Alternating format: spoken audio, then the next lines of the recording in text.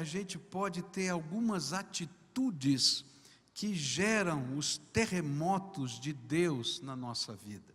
Essas manifestações impressionantes da graça de Deus na vida da gente. E eu queria olhar para a primeira delas, que se encontra no livro do Apocalipse, capítulo 8, versículos 3 a 5, onde a Bíblia vai dizer assim para a gente: outro anjo que trazia um incensário de ouro aproximou-se e se colocou em pé junto ao altar. E a ele foi dado muito incenso para oferecer com as orações de todos os santos sobre o altar de ouro diante do trono. E da mão do anjo subiu diante de Deus a fumaça do incenso, com as orações dos santos. E então o anjo pegou o incensário, encheu com o fogo do altar e lançou-o sobre a terra. E houve trovões, vozes, relâmpagos e um terremoto. Esse texto nos dá uma explicação gráfica do que acontece quando nós oramos. Se você quer ter um terremoto de Deus na tua vida, aprenda a orar. Deus abriu o céu para o apóstolo João ter uma noção, uma ilustração do efeito das nossas orações na sala do trono de Deus. E é interessante porque a palavra de Deus vai dizer que os incensários eram trazidos pelos anjos. E o incensário era uma bacia de ouro contendo brasas vivas, e sobre essas brasas vivas se colocava um incenso, uma mescla de várias especiarias que, mediante a sua queima, enchia de fumaça o lugar do trono de Deus e de perfume o lugar do trono de Deus. É interessante isso. Fumaça e perfume naquele lugar. E este incensário era colocado no altar diante do trono. E essa era a visão de Deus. Deus estava olhando para o altar e da frente dele a fumaça das orações e o perfume das orações nessa ilustração gráfica. E aí, por causa disso, a ordem do trono vem e o anjo pega o incensário. É tremendo isso, porque é uma figura. Ele pega o incensário que está representando o perfume das nossas orações ao Pai e a manifestação visível das nossas orações na fumaça. E Deus diz, não é? Dá a ordem ao anjo, o anjo cumpre os mandatos de Deus, e ele agora lança o incensário sobre a terra. E nessa ilustração o que ele está dizendo é que quando as nossas orações chegam no céu, Deus se manifesta poderosamente aqui na terra, e os terremotos da graça de Deus se manifestam aqui entre nós. É interessante que a gente vai encontrar em toda a Bíblia, no Velho e no Novo Testamento, essa ideia do incenso ligado às orações. E é interessante também que quando nós começamos a orar, a gente vai descobrir que a presença de Deus, as nossas orações na presença de Deus, promovem, incitam resposta de Deus na terra. Por isso Lucas capítulo 18, versos 7 e 8 vai dizer assim: acaso Deus não fará justiça aos seus escolhidos, que clamam a Ele dia e noite? Continuará fazendo-os esperar? Eu lhes digo, Ele lhes fará justiça e depressa. Contudo, quando o Filho do Homem vier, encontrará fé na terra? Deus está dizendo, Jesus está dizendo que as nossas orações fazem o lugar tremer. Em Atos 4:31, onde a Bíblia diz assim: depois de orarem, o povo de Deus orando na igreja, tremeu o lugar em que estavam reunidos, e todos ficaram cheios do Espírito Santo e anunciavam corajosamente a palavra de Deus. Você quer ver o lugar onde você está a tremer? Aprenda a buscar o Senhor em oração. Quando a gente dobra os joelhos, Deus fala conosco. Quando Ele fala conosco, Ele revela a sua vontade. E quando Ele revela a sua vontade, muitas vezes Ele nos faz promessas. E é interessante que quando a gente começa a ouvir essa palavra de Deus e crer nessa palavra de Deus, a gente vai ver os milagres de Deus, os terremotos de Deus acontecendo no dia a dia da nossa vida. O céu não pode ser o mesmo quando você está orando. A fumaça e o perfume do incenso enchem o lugar da presença de Deus.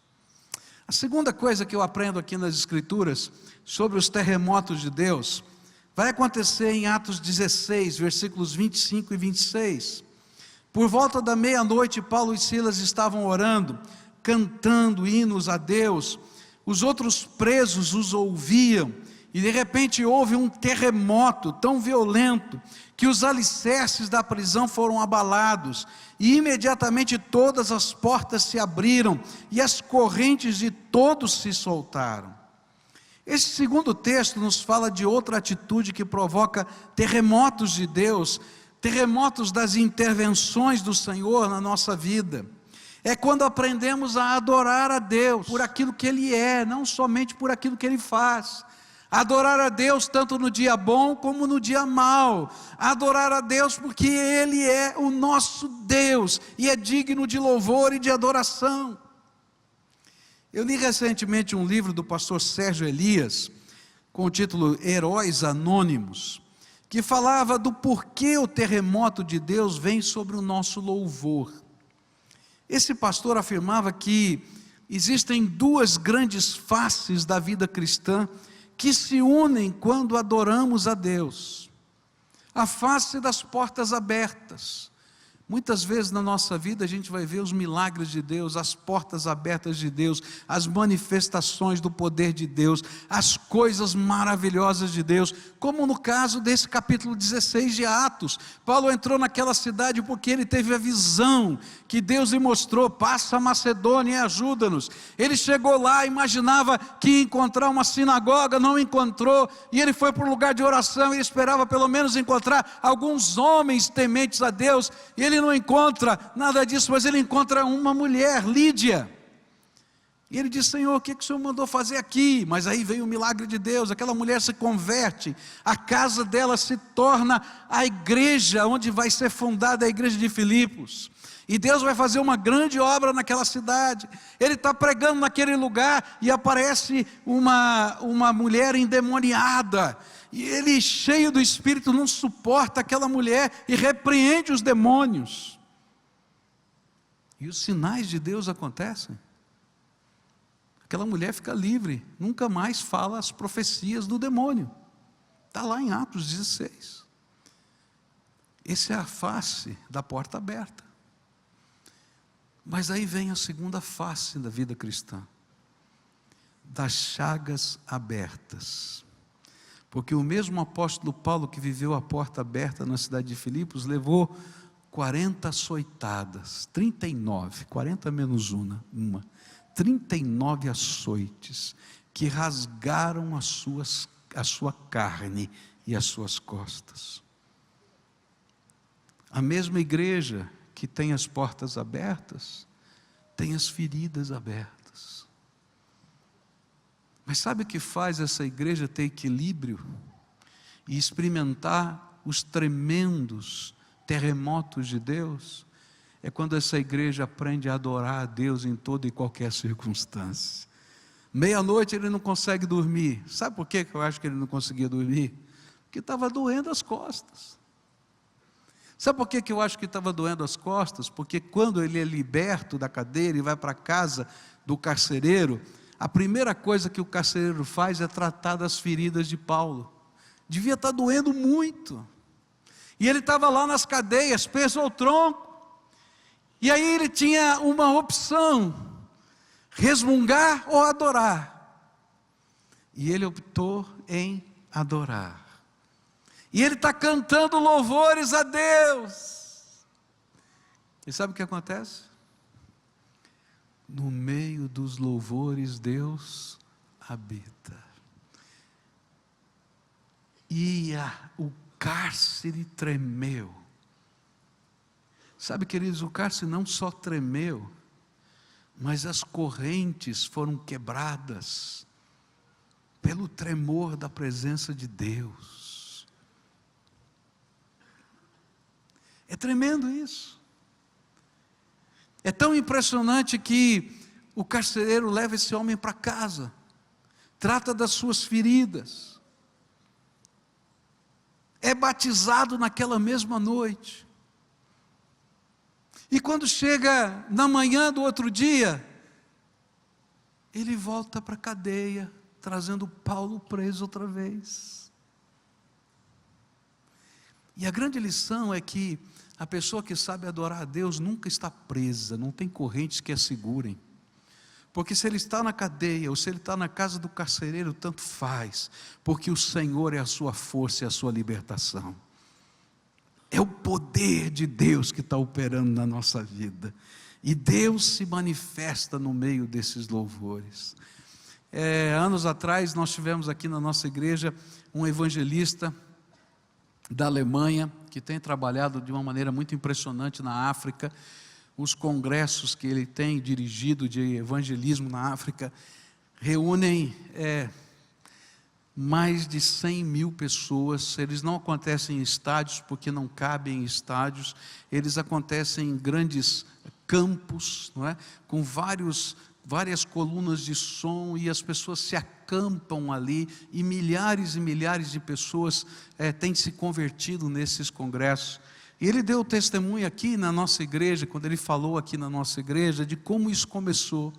Ele foi para uma campanha evangelística, que Deus havia determinado a ele que fizesse.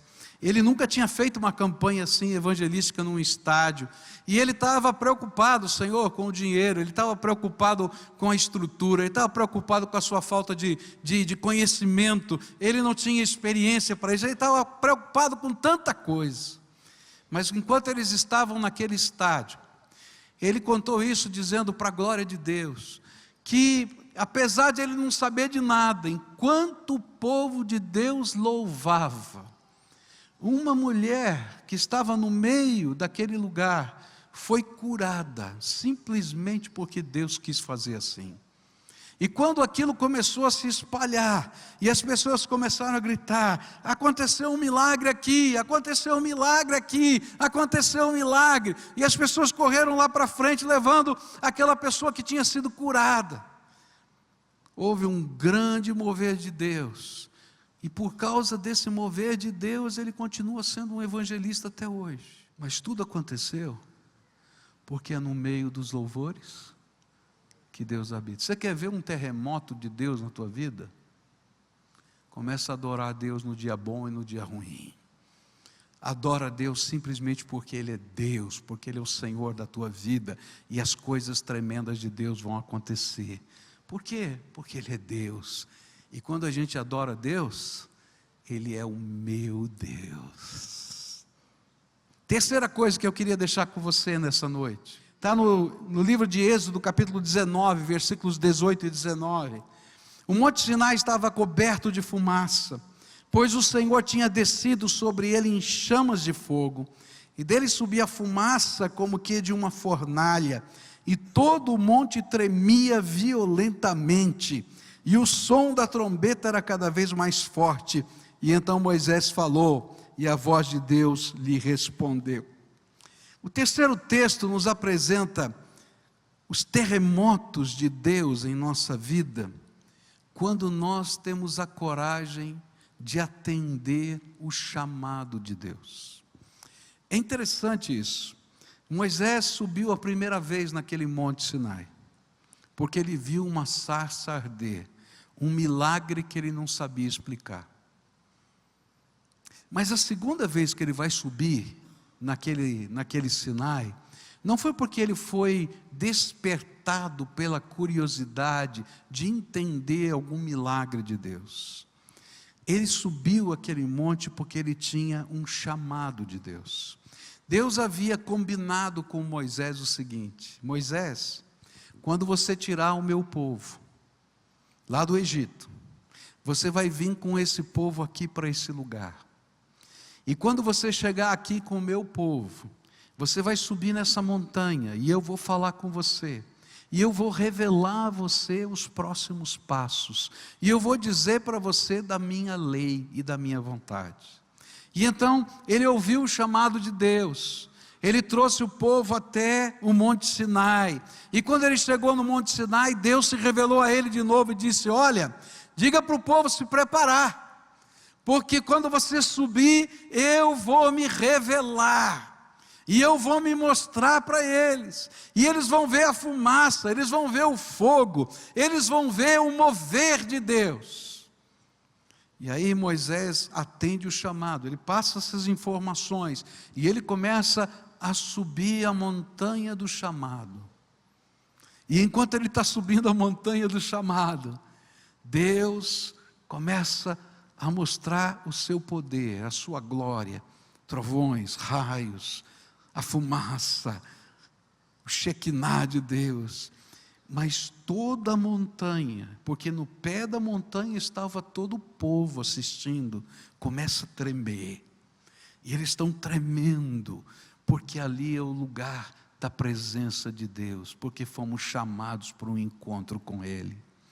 E eu queria dizer para você uma coisa tremenda. Tem muita gente perdendo a bênção de vivenciar o poder de Deus na sua vida, simplesmente porque não ouve o chamado de Deus na sua vida. E há várias maneiras da gente não ouvir o chamado de Deus.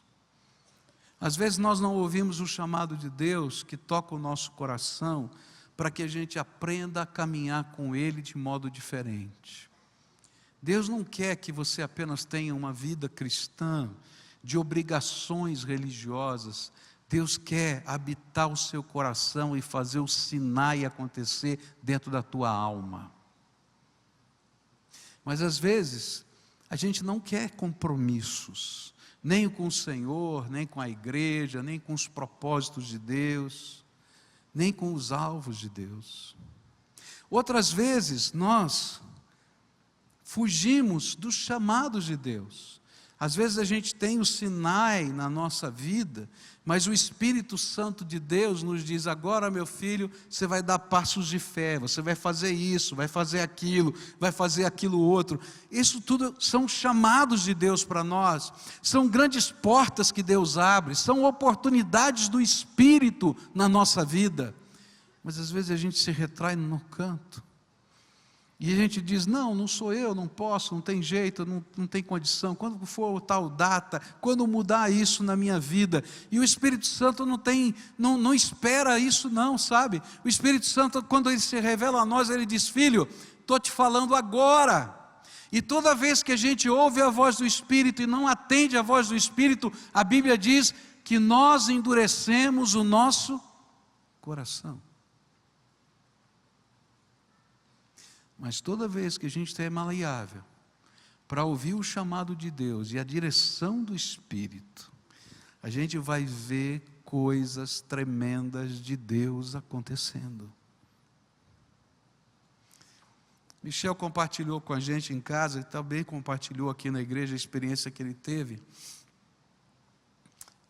Uma noite ele estava na sua casa, já tarde da noite, casado, e estava ali, e Deus falou com o Michel, e disse: Michel, você tem que procurar um jovem, que você tem trabalhado na vida dele, que está envolvido com drogas, e que ele sumiu de casa, vai buscá-lo. Era tarde da noite, ele não sabia onde o jovem estava, não tinha a mínima ideia do que era, e o Espírito de Deus falou para ele: vai procurar. Ele falou: Deus, vou sair agora de noite, de madrugada, e vou procurar esse moço onde? Em que lugar? Eu não tenho a mínima ideia. E a ordem do Senhor foi: saia, vai procurar o moço. Ele sai, e ele está no seu carro, e de repente vem na mente dele um sentimento. Não houve palavra, não teve anjo, não apareceu um telão do céu, nada disso, um sentimento. Olha, vai lá para o centro da cidade. Que praça que era, Michel? Na Praça Osório. Ele foi lá para a Praça Osório, encostou o carro, começou a andar na praça, procurando a pessoa, procurando de um lado, procurando de outro, e de repente aparece o rapaz. e encontro o Michel. Eu disse assim: Michel, você estava gritando aqui, me chamando? Ele disse: não gritei, nem te chamei, mas eu ouvia lá do quarto, do hotelzinho onde eu estava para me drogar, você gritando o meu nome. Não, queridos, era o Espírito de Deus que estava fazendo a sua obra. O lugar treme quando a gente aceita os chamados de Deus na nossa vida. Você quer ver tremer o lugar da tua vida? Aceite o chamado de Deus. Aceite o chamado de Deus na tua empresa. Aceite o chamado de Deus na tua casa. Aceite o chamado de Deus na tua célula. Aceite o chamado de Deus no teu coração, porque Deus quer fazer o Sinai na tua alma. Mas a última coisa que eu queria deixar com você nessa noite é que a Bíblia vai dizer que todos nós vamos experimentar o terremoto de Deus de alguma maneira. Se você não aprender a experimentar o terremoto de Deus na oração, se você não aprender a experimentar o terremoto de Deus na adoração, se você não aprender a experimentar o terremoto de Deus no chamado dEle, respondendo o chamado, então um dia você vai experimentar o terremoto de Deus no juízo de Deus. Porque a Bíblia diz que a dureza do nosso coração também provoca os terremotos de Deus. E tanto no Antigo Testamento quanto no Novo Testamento, a Bíblia fala sobre esses juízos de Deus que vêm. Em Isaías 29:6 diz assim: o Senhor dos exércitos virá com trovões e terremoto, e estrondoso ruído, com tempestade e furacão, e chamas de um fogo devorador. Está falando do juízo. Especialmente no livro de Apocalipse, a gente vai encontrar vários textos. Eu não tenho tempo aqui para lê-los todos. Vou ler um. O sétimo anjo tocou a sua trombeta e houve fortes vozes nos céus que diziam: o reino do mundo se tornou de nosso Senhor e do seu Cristo, e Ele reinará para todo sempre. E os 24 anciãos que estavam assentados em seus tronos diante de Deus prostraram-se sobre os seus rostos e adoraram a Deus, dizendo: graças te damos, Senhor Deus Todo-Poderoso, que és e que eras, porque assumiste o teu grande poder e começaste a reinar. As nações se iram e chegou a tua ira, chegou o tempo de julgares os mortos e de recompensares os teus servos, os profetas, os teus santos, os que temem o teu nome, tanto pequenos como grandes, e de destruir os que destroem a terra. E então foi aberto o santuário de Deus nos céus, e ali foi vista a arca da sua aliança, e houve relâmpagos, vozes, trovões, um terremoto e um grande temporal de granizo. Eu creio que um dos grandes problemas da humanidade é aquela renitente sensação de que podemos controlar as circunstâncias e não viver as consequências dos nossos atos. É o sentimento de que não existe justiça. E quando eu penso no Brasil, eu vejo que esse é o grande problema do Brasil. Se a gente tem essa corrupção que tem no país, é porque ninguém acha que vai ser preso. E quando a justiça começa a agir, há um sentimento em alguns de abuso de poder. Vamos mudar até a lei para fazer agora o abuso de poder, porque tem justiça nessa terra. Agora por quê? A razão é simples. É porque pensam que a sua liberdade pode ser vivida sem qualquer consequência ou prestação de contas. Mas esquecem-se de que toda liberdade envolve o senso de responsabilidade para os limites da mesma. Por isso, muitas vezes nós agimos assim com Deus. Nós desprezamos os chamados de Deus, menosprezamos o convite dEle para termos livre acesso à sala do trono, brincamos com o sacrifício de Cristo na cruz, como se fosse algo sem importância e valor. Cada vez que pecamos deliberadamente, eu vou usar uma palavra forte, sem vergonha na cara, avilta o sacrifício de Jesus na cruz, barateia aquilo que Cristo fez por nós. É isso que diz o livro de Hebreus, capítulo 10, versículos 26 e 27. se continuarmos a pecar deliberadamente, depois que recebemos o conhecimento da verdade, já não resta sacrifício pelos pecados, mas tão somente uma terrível expectativa de juízo e de fogo intenso que consumirá os inimigos de Deus. Querido, se você não permite que o Espírito Santo trabalhe poderosamente na transformação da sua vida, para você viver segundo a vontade dEle, toma cuidado, porque vai vir um terremoto sobre você. Toda vez que a gente brinca com Deus, a gente menospreza aquele que é o Santo e o Todo-Poderoso Senhor. Hoje eu vim aqui para convidar você a experimentar o bom terremoto de Deus, terremoto da graça. O terremoto de quando você entra na sala do trono e é recebido por Jesus, o nosso sumo sacerdote.